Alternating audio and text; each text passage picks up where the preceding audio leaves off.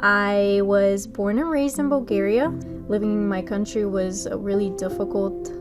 We weren't able to get things like school supplies, textbooks. Mostly we had to share the things we got.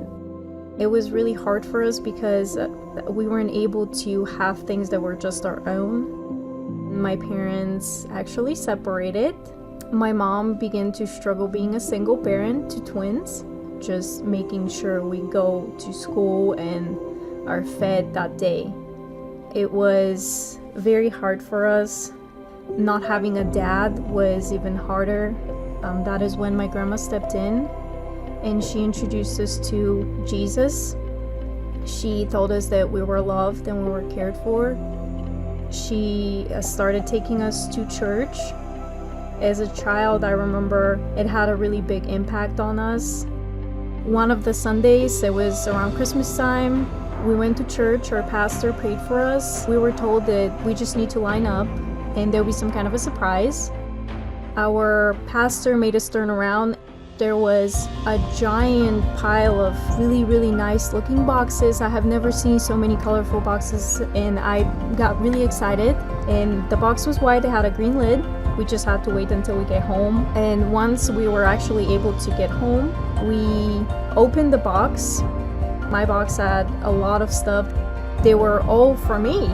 I didn't have a lot of school supplies. We always had to share. So this was one of the answered prayers in my box. The box was a lot more than just a present for me. It was more of God's proof that He cares for me. He makes sure He meets all of my needs.